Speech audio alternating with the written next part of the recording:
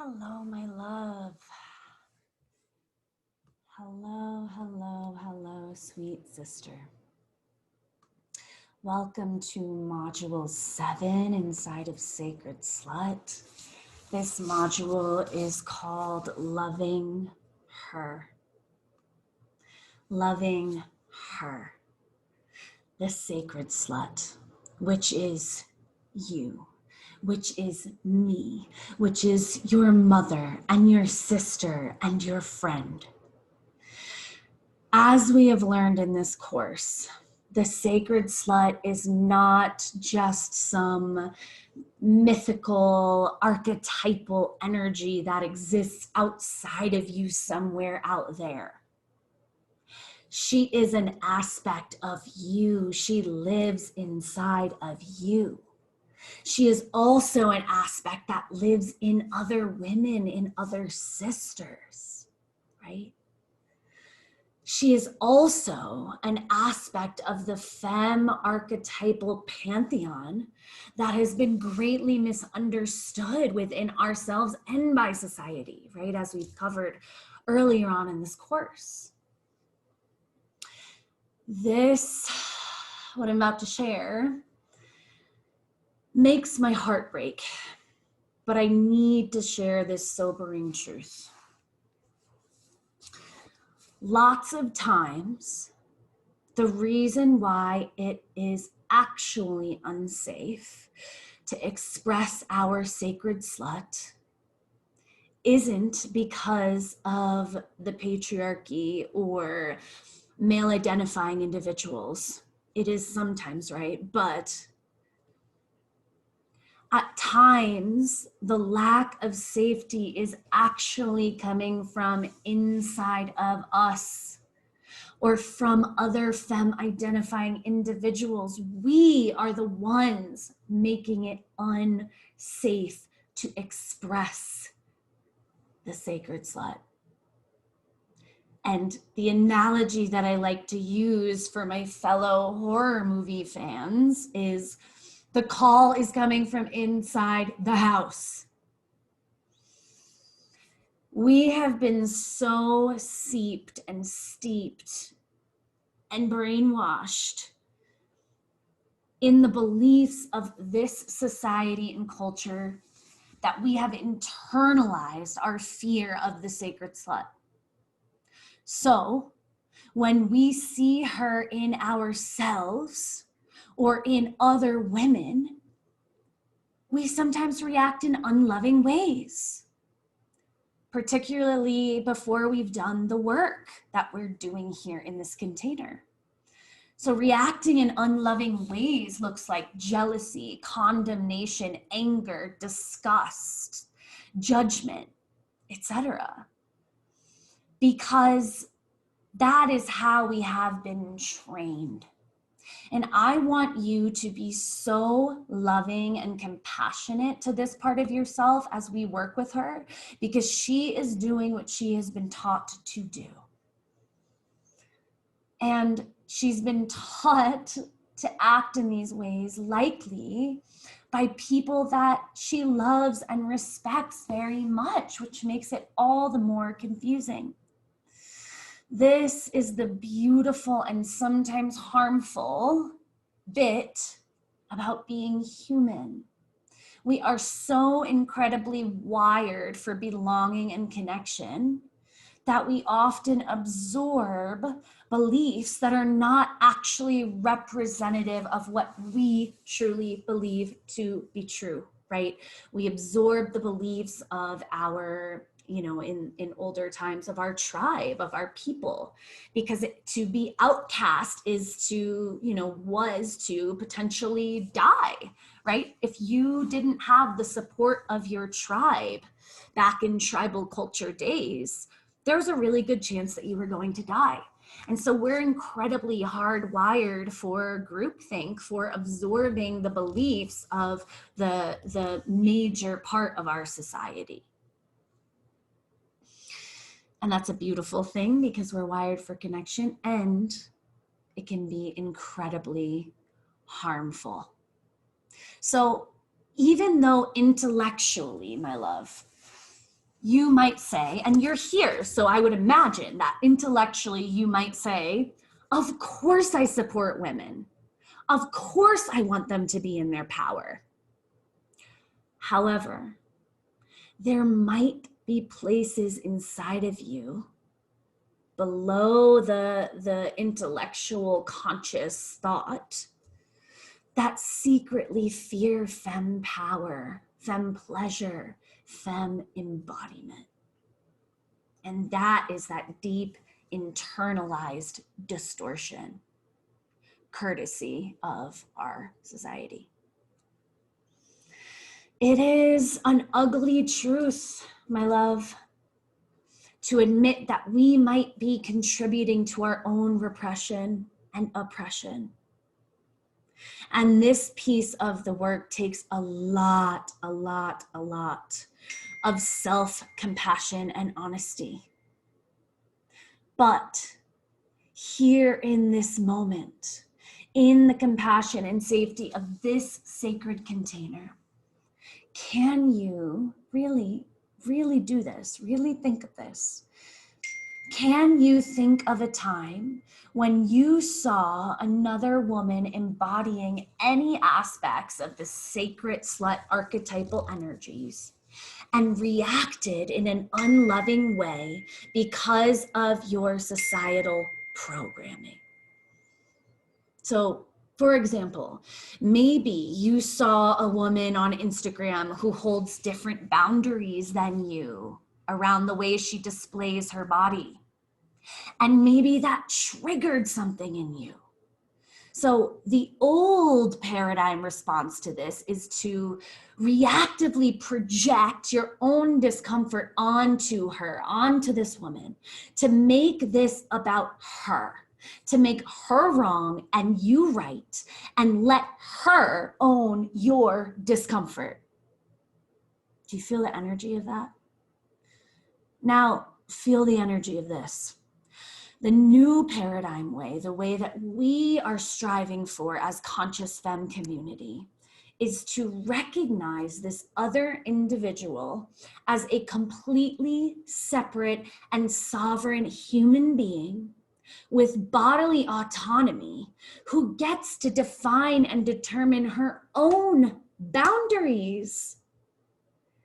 The work then becomes unpacking your reaction and taking radical responsibility for your feelings and your reactions as a sovereign human being. And I'm not going to lie to you, in a lot of ways, that is actually harder. It's sometimes easier to point the finger and make that other person wrong because it means that we then don't have to do the uncomfortable work at looking at the hidden places inside of us that maybe feel shameful or unevolved, or we wish were different, or intellectually we know should be different, but they're just not. So it actually takes an incredible amount of courage and commitment to radical honesty and healing, not only for yourself, but for your sisters, in order to do this work. Deep breath. So, do you feel the difference between those two energetics? I do, in my body. The more freedom we grant to other women, the more freedom we make possible for our fucking selves. Here's the thing. In order to fully support ourselves or other women, we need to be honest and get clear about our projections. When we are projecting or being projected onto, seeing the root of our projections clearly and working to heal the distortion from which the projections are coming is the work.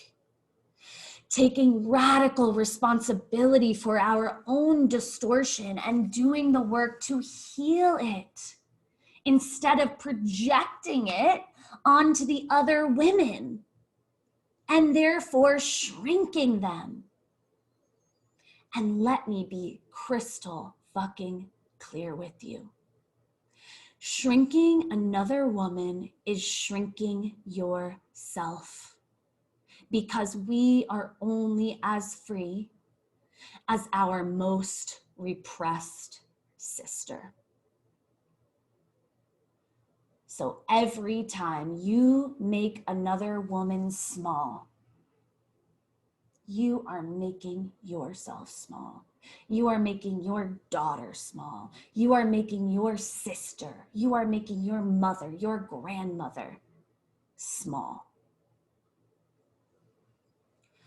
This projection is so often the very thing that makes it unsafe for us to express all of who we are, and we're doing it to ourselves.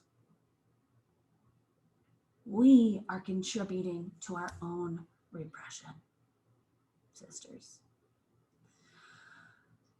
Let this land in your body. It doesn't feel good. It doesn't feel good, but it is a path to healing, a necessary path to healing.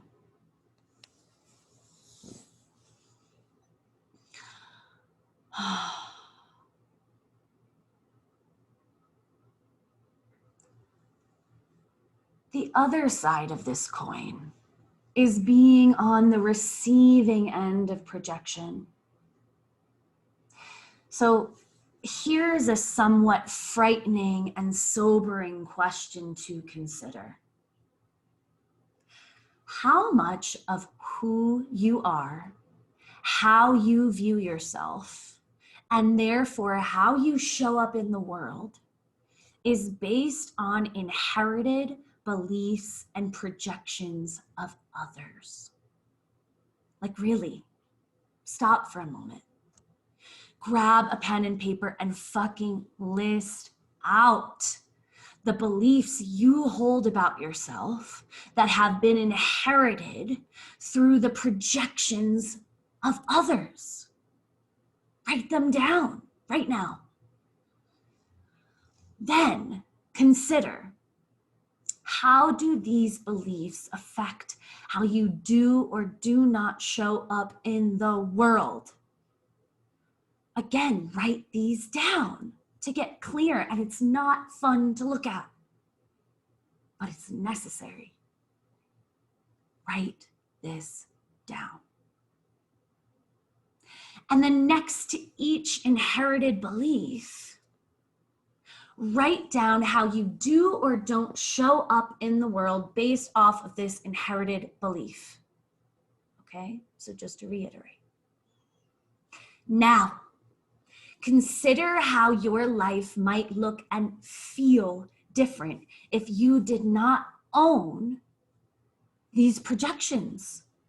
Like, literally write all of this down. How would you move through your life differently? Disowning the projections of others is a key part of maintaining your sovereignty, particularly around work with the sacred slut archetypal energies. Now, just to make a distinction, this does not mean that you dismiss people's feedback or that you don't hear people out or you don't acknowledge the impact of your actions. But this does mean that you always come back to and trust your truth, your beliefs about who you are. It's so important to be able to discern when we are acting or not acting because of either the actual projections of others or even the perceived threat of projection of others. In fact, this is necessary in order to fully embody the sacred slut. Embodying this archetype at least at this time in history, has a very high probability of garnering judgment and projection from folks who are not practicing radical responsibility for their triggers and responses. Can you come back to your truth, your sovereignty again and again and again? This is the sacred slut. Here are several more places of inquiry for you to dive into this concept of projection and the sister wound around the sacred slut. So really use a pen and a paper to work through these questions. Take the time, sit down, do the excavation so that you have the awareness and therefore the ability to integrate this information into your world. Here's the first inquiry. Using my own thoughts, beliefs, judgments about other women as an entry point, where are some spaces I might be harboring internalized misogyny or projecting onto my fellow femmes? What do these projections invite me to heal inside of myself? The next inquiry. What are some projections I have been on the receiving end of? What have I made those projections mean about me? How does this inherited belief about who I am affect how I move through the world? What do I need to hear, believe, feel in order to clear this inherited belief or projection from my consciousness? So, my sister, this is two-part work. This is about giving other women respect and permission to be in their fullness as a pathway for you to be into your own, to bloom into your own fullness. And vice versa. You being in your fullness without the fear, without owning the projections, gives permission to other women to also do the same. Where am I projecting onto other women and keeping them small? And what is that inviting me to heal inside of myself? And where am I being projected onto? And how can I disown these inherited and limiting beliefs about who I am so that I can be in my fullest expression of the sacred slut and therefore grant permission to other women to do the same? Do you see how it's this circular process? One feeds the other. And this is how we heal the sister wound. Through radical fucking responsibility and deep compassion. So, in addition to the inquiries this week, please, please, please integrate this information into your everyday life. Be honest about where these pieces are showing up for you. Catch yourself when you're projecting or judging another femme identifying individual. Catch when you find yourself owning the projection of another person and how that is affecting how you show up in the world. Because that's a scary thought. Deep breath into the belly. This is a sticky module and a powerful module. So please, go slow, use compassion, but integrate fiercely because we need you. We need each other. And this is the way forward. I love you so much. Thank you for doing this work, sister. You are needed.